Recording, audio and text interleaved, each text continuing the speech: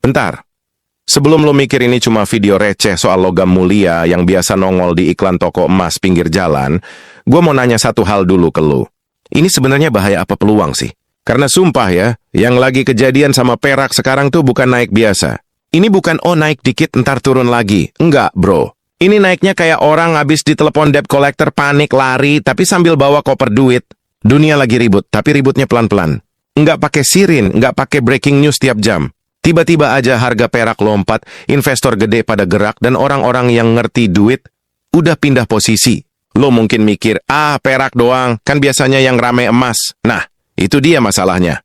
Justru karena semua orang fokus ke emas, perak ini naik tanpa banyak yang sadar. Harga globalnya melonjak gila-gilaan, grafiknya bukan lagi naik tangga tapi naik lift. Investor global panik tapi sambil senyum. Hedge fund, institusi gede, sampai investor retail luar negeri, duitnya ngalir ke perak kayak air bocor. Dan lu tahu yang paling bikin merinding apa? Mereka masuknya pas mayoritas orang masih mikir perak itu logam kelas 2. Logam murah, logam nanti aja. Sekarang gue tanya jujur, kok kita baru dengar sekarang? Padahal pergerakan ini udah jalan bro, bukan baru kemarin sore. Tapi kayak biasa, berita penting tuh sering kalah sama gosip artis cerai. Dunia lagi nggak baik-baik aja. Inflasi masih ngambang, suku bunga bikin investor was-was, geopolitik kayak bensin ketumpahan korek. Di kondisi kayak gini, duit gede itu penakut, dia nggak suka ketidakpastian. Dan saat emas sudah kemahalan, perak jadi target empuk.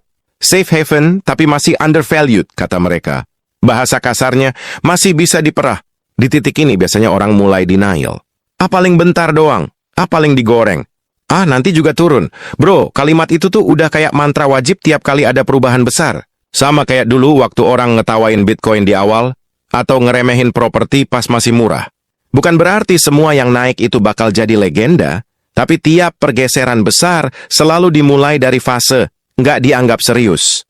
Dan sekarang perak lagi di fase itu, tapi udah telat buat pura-pura nggak lihat. Kalau lu pikir ini cuma soal harga perak, lu salah besar. Ini bukan sekadar grafik hijau atau merah. Ini soal arus duit global yang lagi ganti jalur.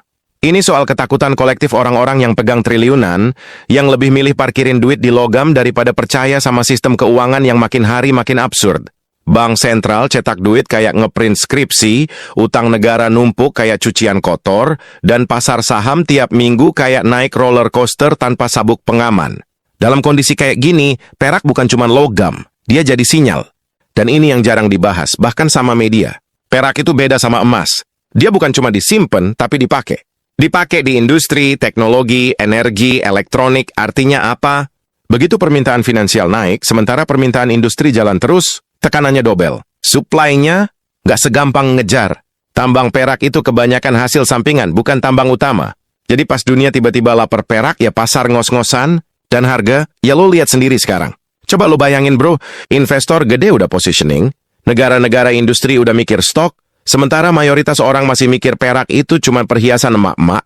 Ketimpangannya kerasa banget. Yang punya akses info duluan udah siap. Yang telat dapat kabar masih nanya, emang kenapa sih perak? Dan disitulah biasanya jarak kaya sama awam makin lebar. Bukan karena pinter doang, tapi karena timing. Tahan dulu, jangan skip. Karena bagian ini justru yang paling penting. Gua nggak lagi nakut-nakutin, tapi gua juga nggak mau manis-manisin. Setiap kali ada pergerakan global kayak gini, selalu ada dua tipe orang.